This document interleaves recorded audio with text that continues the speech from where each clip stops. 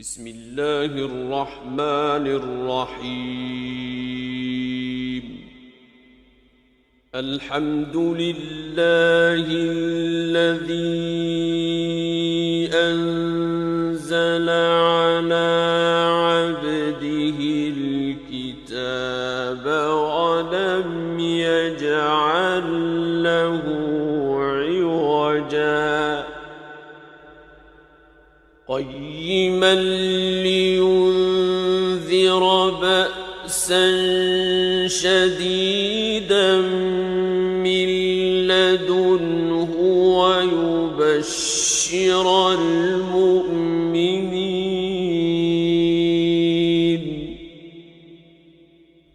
ويبشر المؤمنين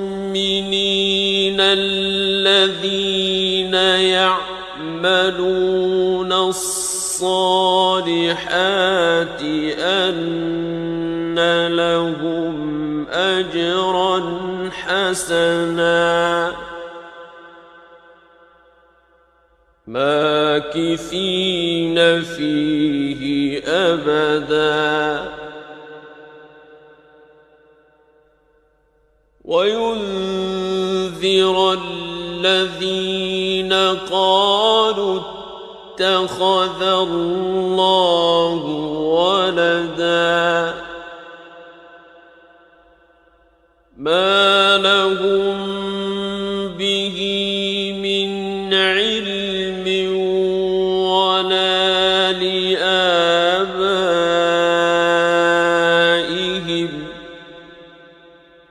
كبرت كلمة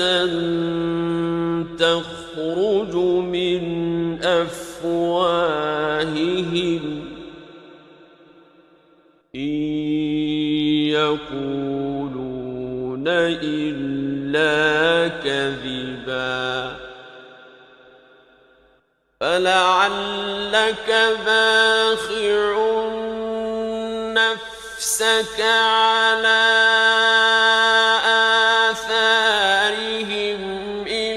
لم يؤمنوا بهذا الحديث أسفا إنا جعلنا ما على الأرض زينة لها لنبلوهم أيهم أحسن عملا وإنا لجاعلون ما عليها صعيدا جرزا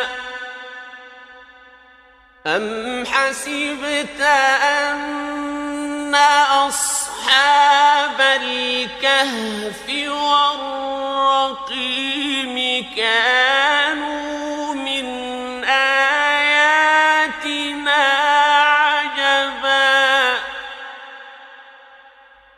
إذ أوى الفتية إلى الكهف فقالوا ربنا آتنا من لدنك رحمة وهيئ لنا من أمرنا رشدا فضربنا على آذانهم في الكهف سنين عددا ثم بعثناهم لنعلم أي الحزبين أحصى لما لبثوا أمدا نحن نقص عليك نبأهم بالحق إنهم فتية آمنوا بربهم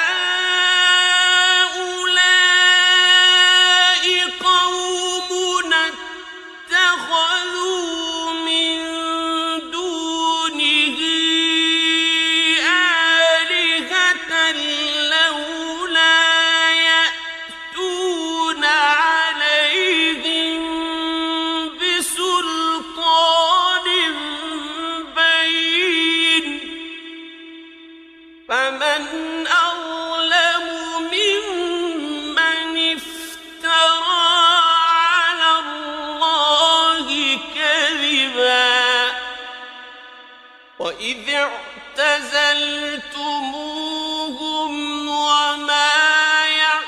يعبدون إلا الله فأووا إلى الكهف ينشر لكم ربكم من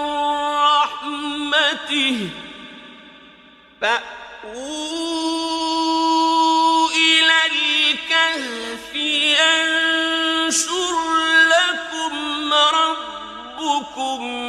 من رحمته ويهيئ لكم من أمركم مرفقا وترى الشمس إذا طلعت تزاور عن كهفهم ذات اليمين وإذا غربت تقرضهم ذات الشمال وهم في فجوة منه ذلك من آيات الله من يهد الله فهو المهتد ومن يضلل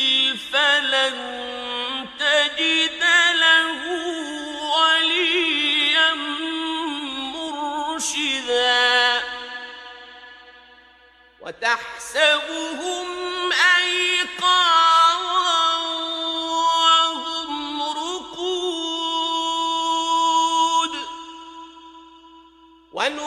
ونقلبهم ذات اليمين وذات الشمال وكلبهم باسط ذراعيه بالوصيد لو اطلعت عليهم لوليت منهم فرارا ولملئت منهم رعبا وكذلك بعثناهم ليتساءلوا بينهم قال قائل منهم كم لبثتم قالوا لبثنا يوما أو بعض يوم قالوا ربكم أعلم بما لبثتم فابعثوا أحدكم بورقكم هذه إلى المدينة فلينظر أيها أزكى طعاما فلينظر أيها أزكى طعاما فليأتكم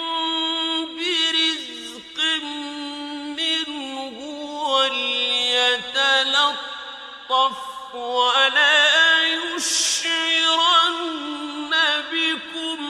أحدا إنهم إن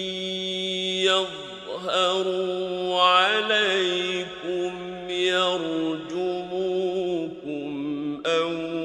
يعيدوكم في ملتهم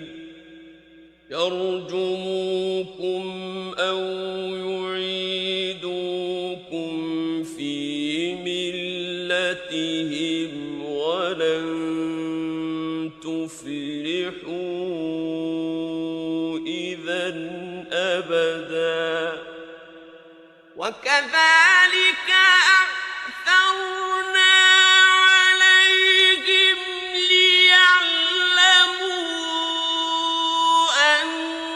وعد الله حق وأن الساعة لا ريب فيها إذ يتنازعون بينهم أمرهم فقالوا ابنوا عليهم بنيانا ربهم أعلم بهم قال الذين غلبوا على أمرهم لنتخذن عليهم مسجدا سيقولون ثلاثة رابعهم كلبهم ويقولون خمسة سادسهم كلبهم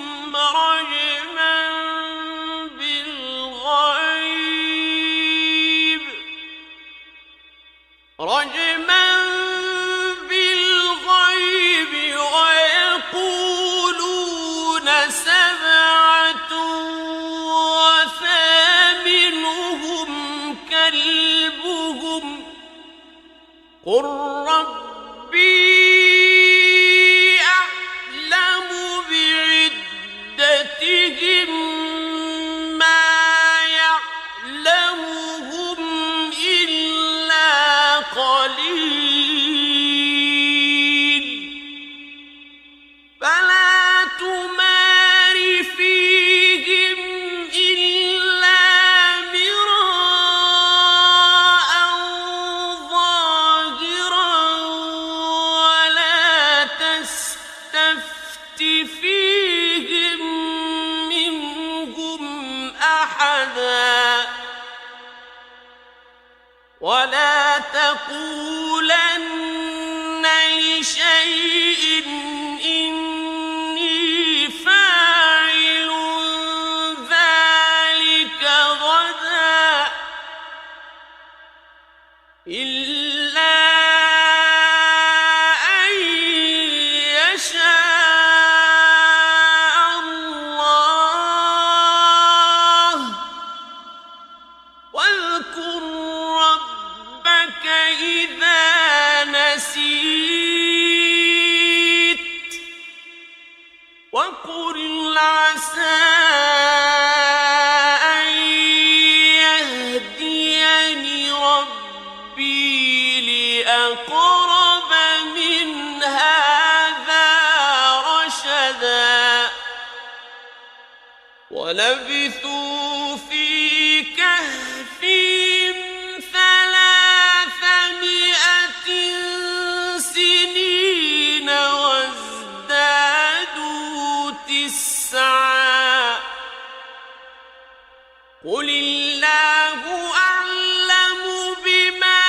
لبثوا له غيب السماوات والأرض أبصر به وأسمع ما لهم من دونه من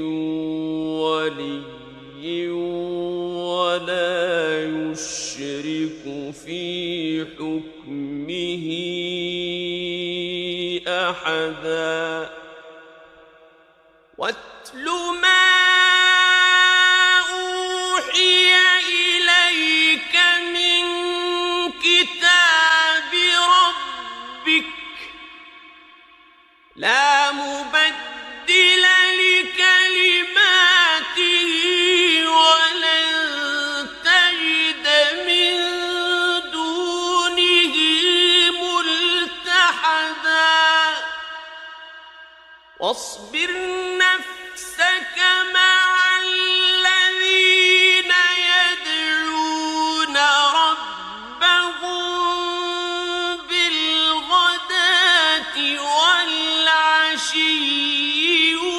يريدون وجهه ولا تعد عيناك عنهم تريد زينة الحياة الدنيا ولا تطع من أغفلنا قلبه عن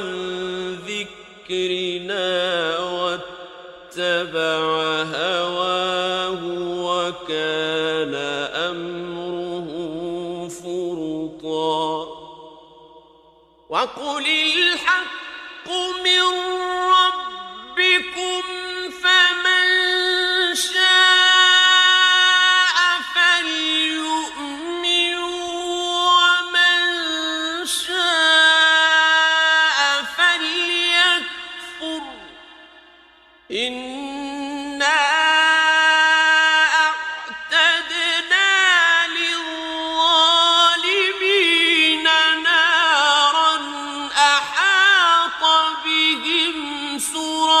سرادقها وإن يستغيثوا يغاثوا بماء كالمهل يشوي الوجوه بئس الشراب وساءت مرتفقا إن الذين آمنوا وعملوا الصالحات إنا لا نضيع أجر من أحسن عملا أولئك لهم جنات عدن تجري من تحتهم الأنهار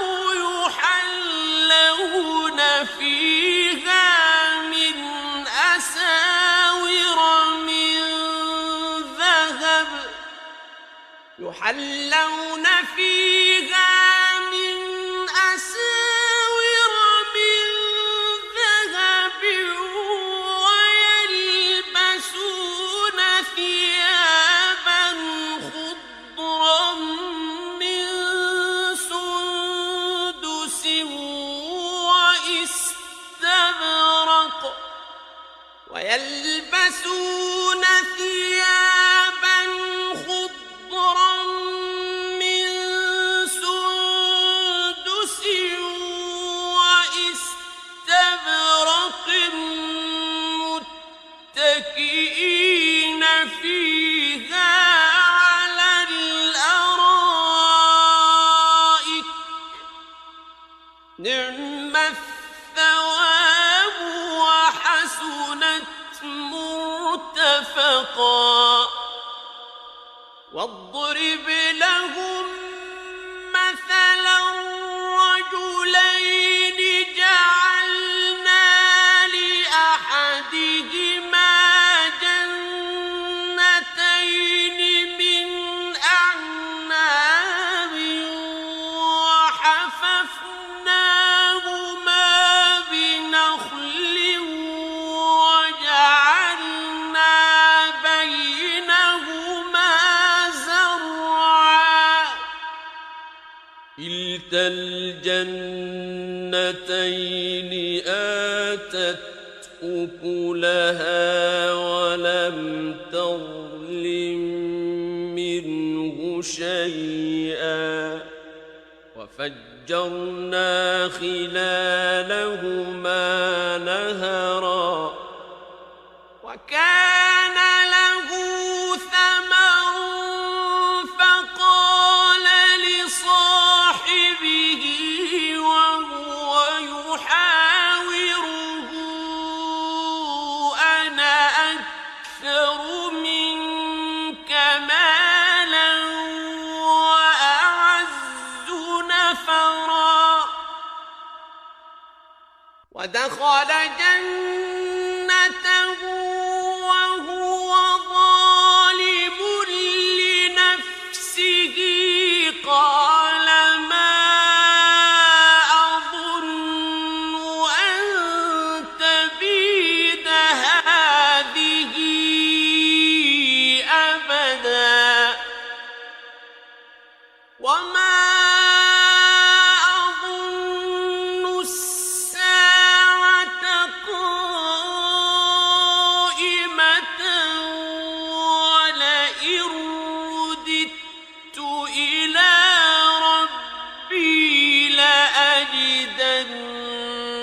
خيرا منها منقلبا قال له صاحبه وهو يحاوره أكفرت بالذي خلقك من تراب ثم من ثم سواك رجلا لكن هو الله ربي ولا أشرك بربي أحدا ولولا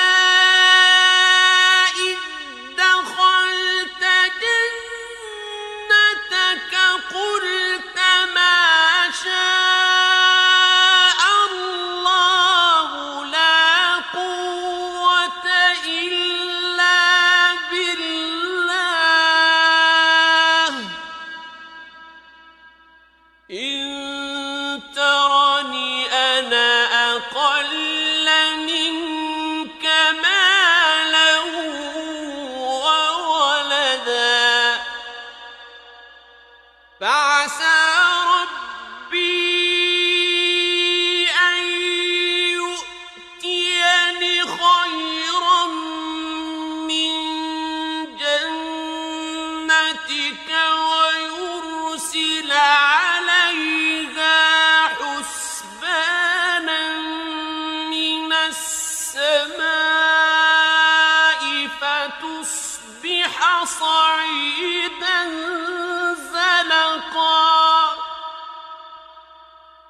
أو يصبح ماؤها غورا فلن تستطيع له طلبا وأحيط بثمره فأصبح يقلب كفيه على ما أنفق فيها وهي خاوية على عروشها فأصبح يقلب كفيه على ما أنفق فيها وهي خاوية على عروشها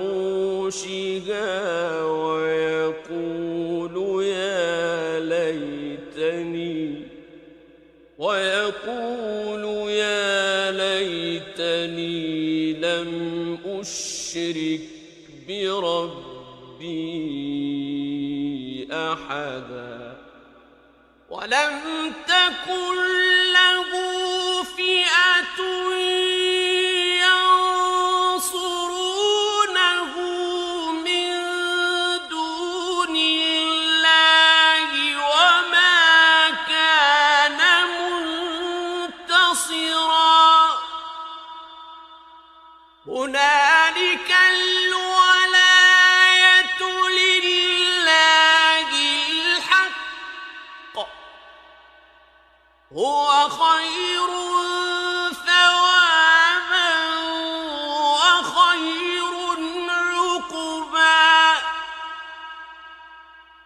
واضرب لهم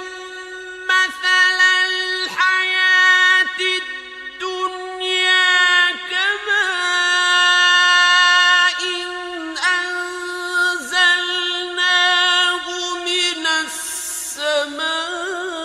السماء فاختلط به نبات الأرض فأصبح هشيما تذروه الرياح وكان الله على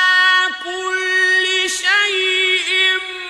مقتدرا المال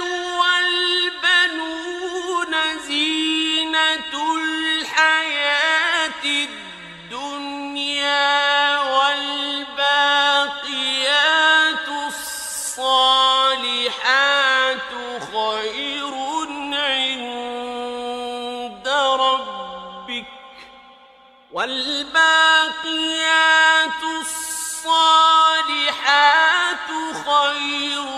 عند ربك ثوابا وخير أملا ويوم نسير الجبال وترى الأرض بارزة وحشرناهم فلم نغادر منهم أحدا وعرضوا على ربك صفا لقد جئتمونا كما خلقناكم أول مرة بل زعمتم أن لن نجعل لكم موعدا ووضع الكتاب فترى المجرمين مشفقين مما فيه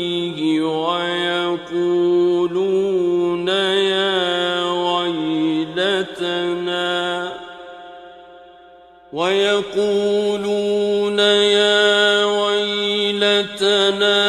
ما لهذا الكتاب لا يغادر صغيرة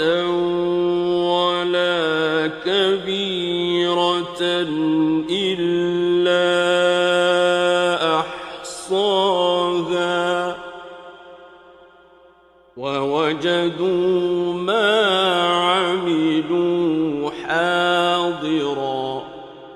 ولا يظلم ربك أحدا وإذ قلنا للملائكة اسجدوا لآدم فسجدوا إلا إبليس كان من الجن ففسق عن أمر ربه أفتتخذونه وذريته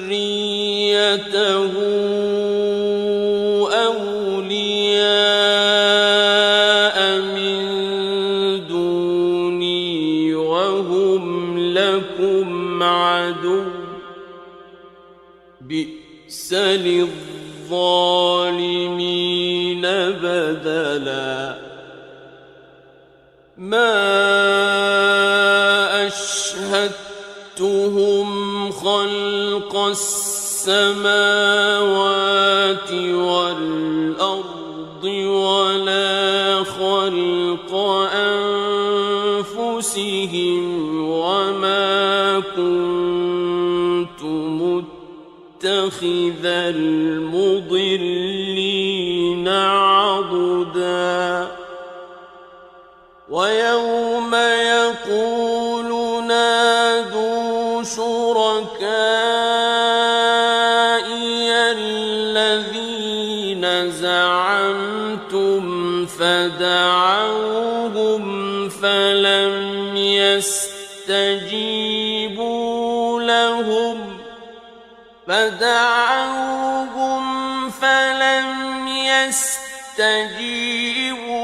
لهم وجعلنا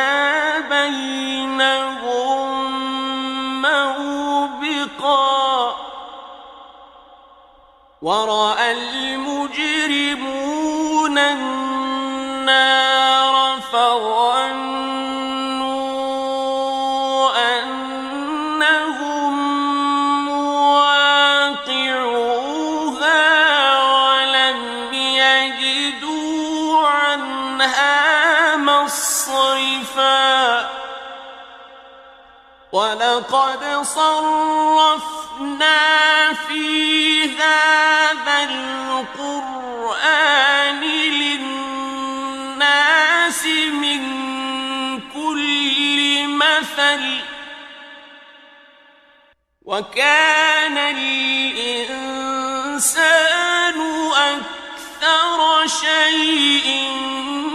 جدلا وما منع الناس أن يؤمنوا إذ جاءهم الهدى ويستغفروا ربهم إلا أن تأتيهم سنة الأولين إلا أن تأتيهم سنة الأولين أو يأتيهم العذاب قبلا وما نرسل المرسلين إلا مبشرين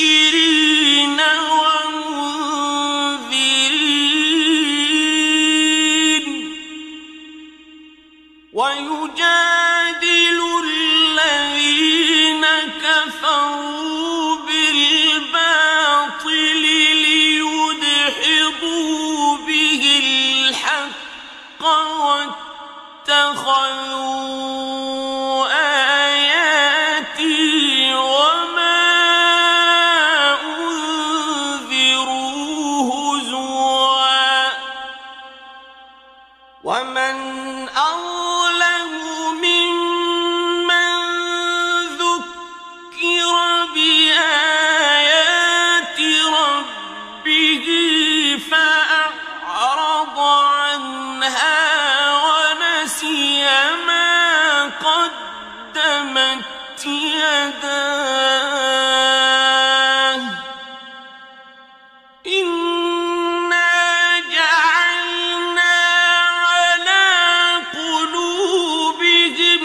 أكنة أن يفقهوه وفي آذانهم وقرا وإن تدعوهم إلى الهدى فلن يهتدوا إذا أبدا وربك الغفور ذو الرحمة لو يؤاخذهم بما كسبوا لعجل لهم العذاب بل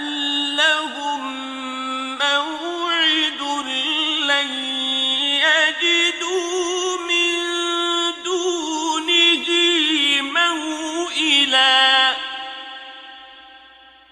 وتلك القرى أهلكناهم لما ظلموا وجعلنا لمهلكهم موعدا وإذ قال موسى لفتاه لا أبرح حتى أبلغ مجمع البحرين أو أمضي حقبا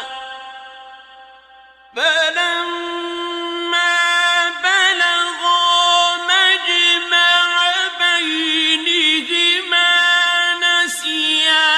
حوتهما فاتخذ سبيله في البحر سربا فلما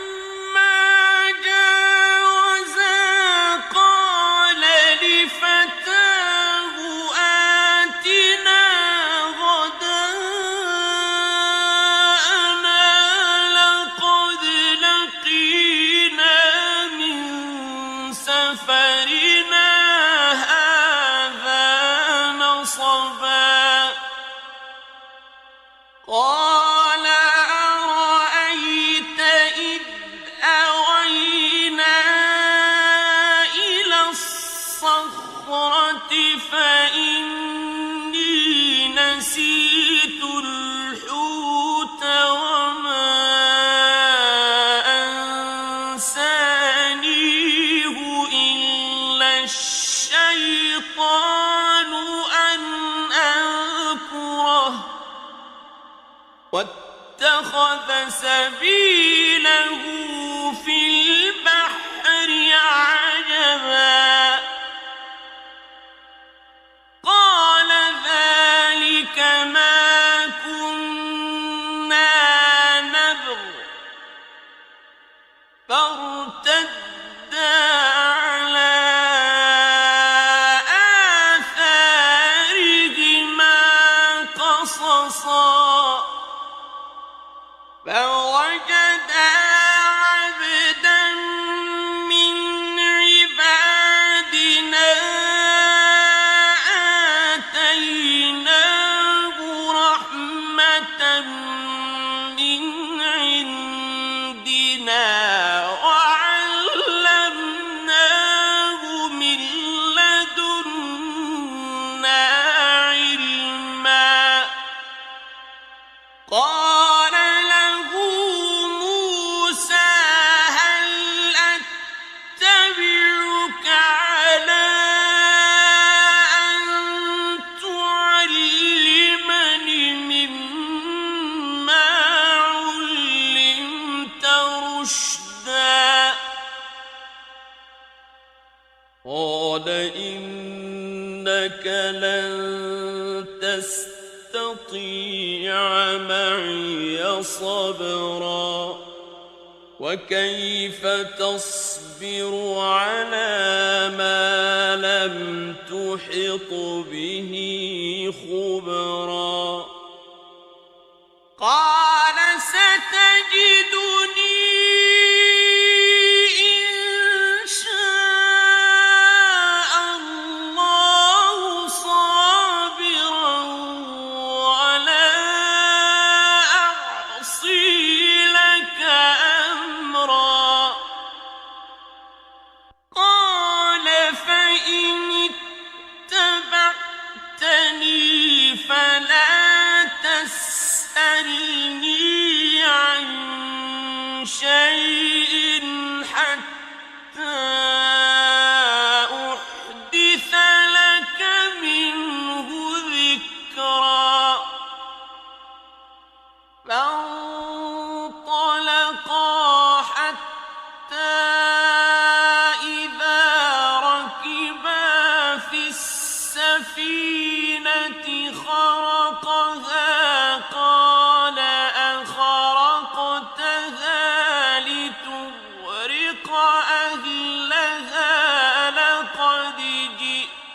شيئا إمرا قال ألم أقل إنك لن تستطيع معي صبرا قال لا تؤاخذني بما نسيت ولا ترهقني من أمري عسرا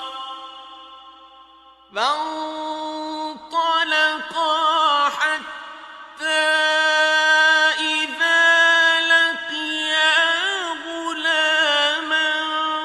فقتله قال أقتلت نفسا زكية بغير نفس لقد جئت شيئا نكرا قال ألم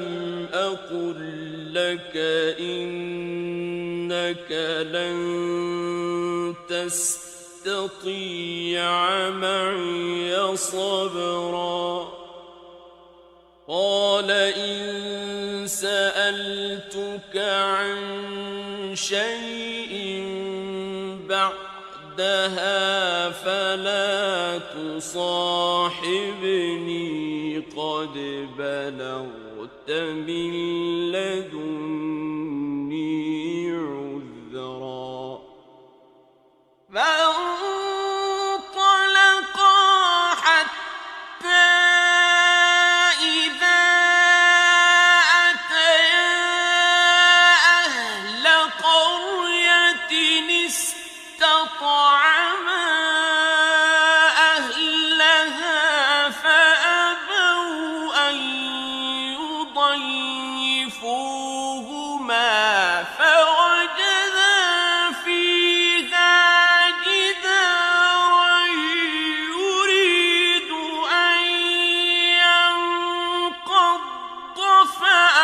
فأقامه قال لو شئت لاتخذت عليه أجرا قال هذا فراق بيني وبينك سأنبئك بتأويل ما لم تستطع عليه صبرا أما السفينة فكانت لمساكين يعملون في البحر فأردت أن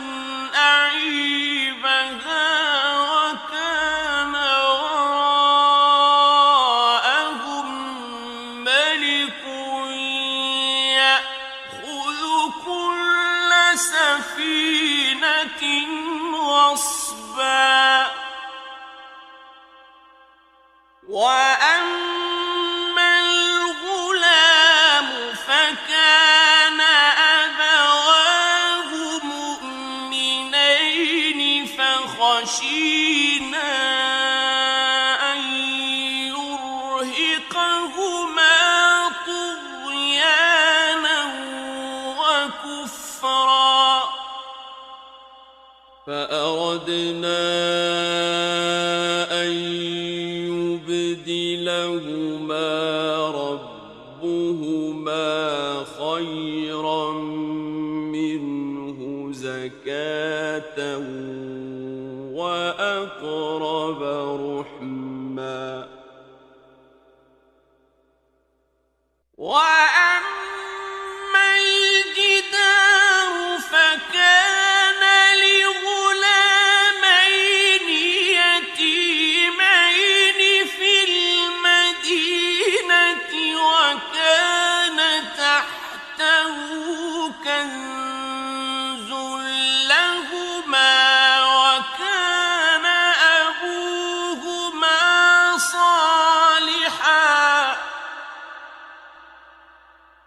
وكان أبوهما صالحا فأراد ربك أن يبلغا أشدهما ويستخرجا كنزهما رحمة من ربك وما فعلته عن أمري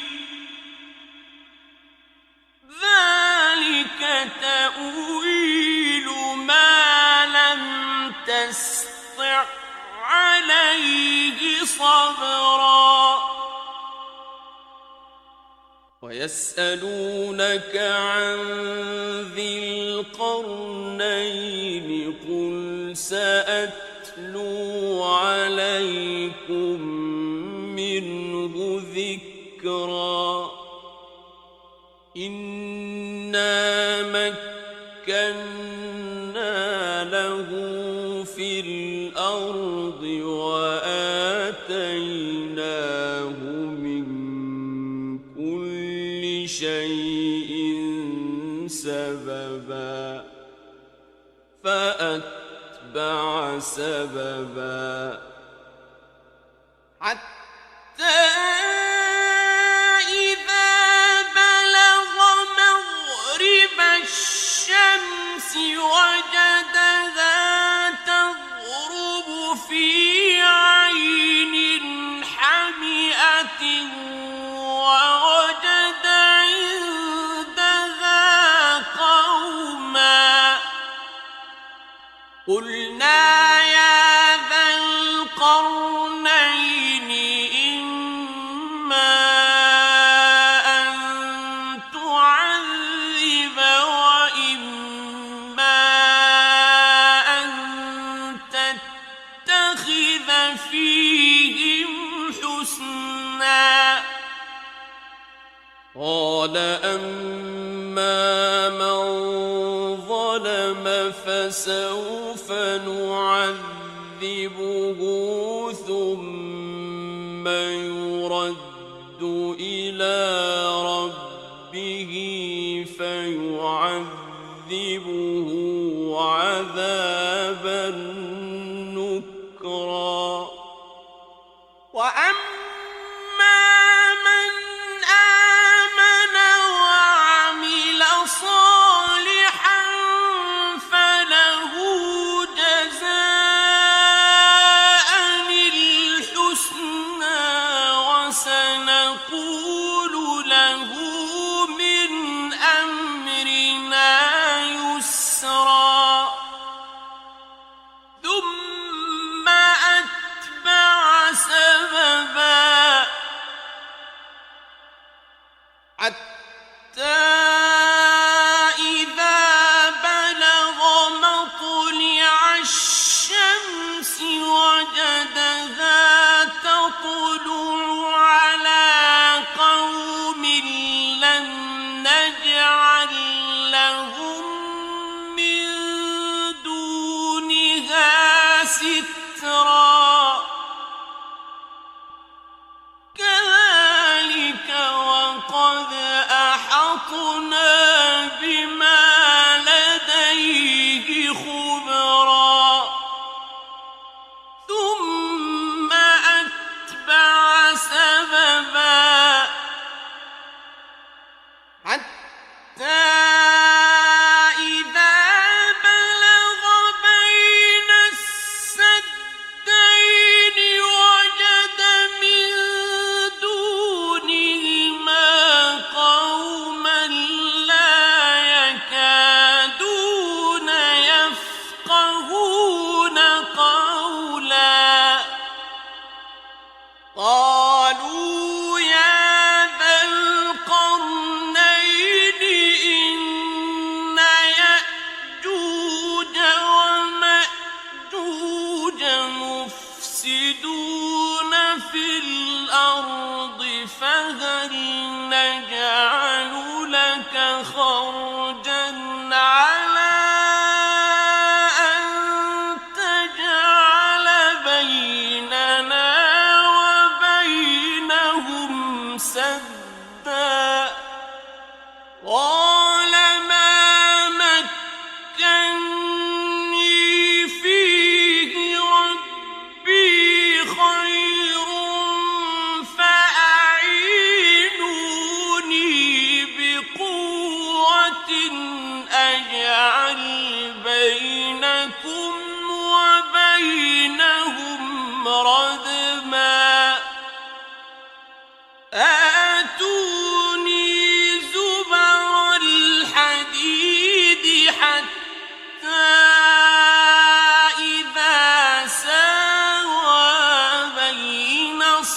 الصدفين قال انفخوا حتى إذا ساوى بين الصدفين قال انفخوا حتى إذا جعله نارا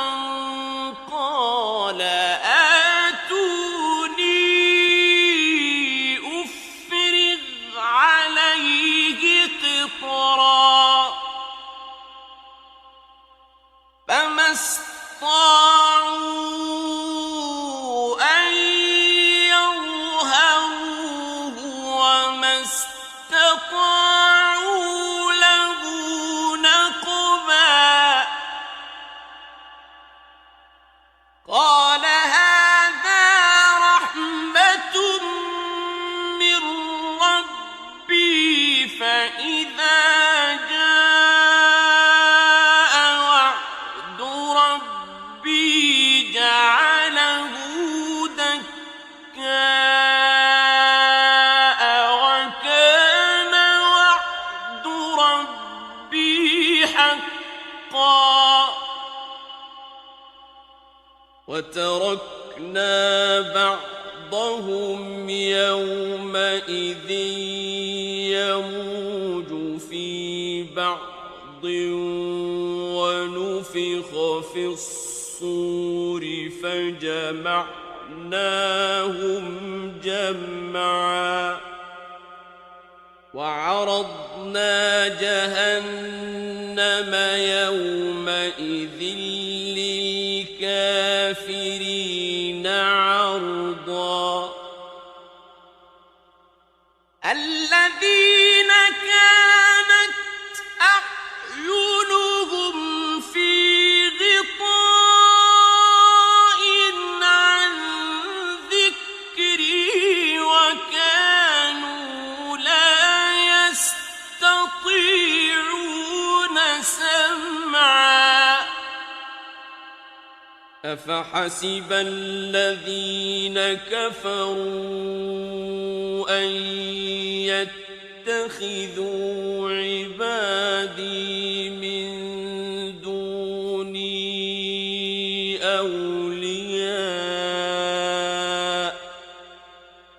إنا أعتدنا جهنم للكافرين نزلا قل هل ننبئكم بالأخسرين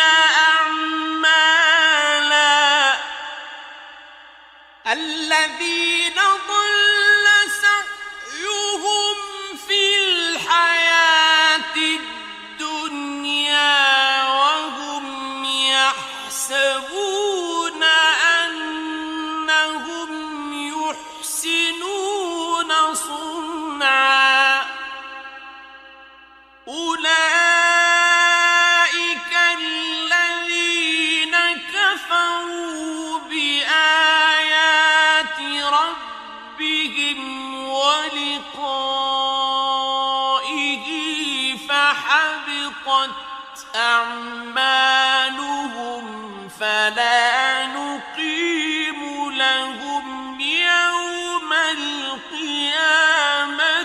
وزنا ذلك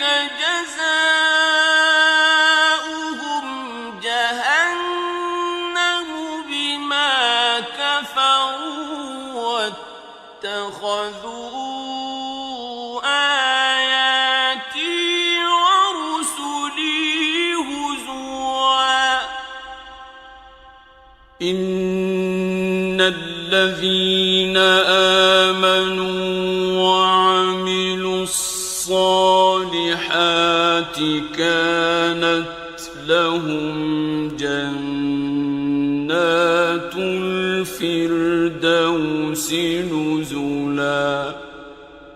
خالدين فيها لا يبغون عنها حولا قل لو كان البحر مدادا لكلمات ربي لنفد البحر قبل أن تنفد كلمات ربي لنفد البحر قبل أن تنفد كلمات ربي ولو جئنا بمثله مددا قل إنما أنا بشر مثلكم يوحى إلي أنما إلهكم إله واحد فمن كان يرجو لقاء ربه فليعمل عملا صالحا ولا يشرك بعبادة ربه أحدا